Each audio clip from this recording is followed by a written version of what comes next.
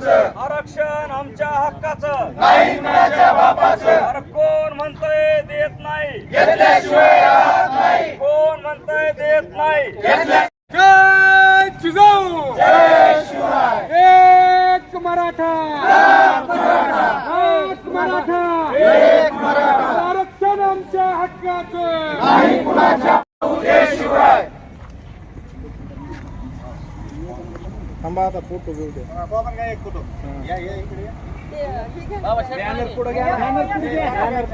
एक मराठा, तुमचं आमचं नातं काय? जय जिजाऊ, जय शिवराय. छत्रपती संभाजी महाराज की जय. छत्रपती शाहू महाराज की जय. नाही कुणाच्या बापाचं.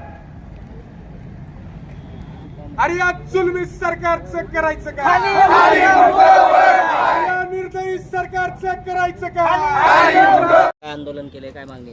आजचं आंदोलन अर्धनग्न आंदोलन हे सरकार आणि विरोधकांच्या निर्लज्जपणाच्या कळसासाठी केलेलं आहे. आज सत्तेतलेही लोक आणि विरोधातलेही लोक फक्त स्वतःची राजकीय पोळी भाजत आहेत.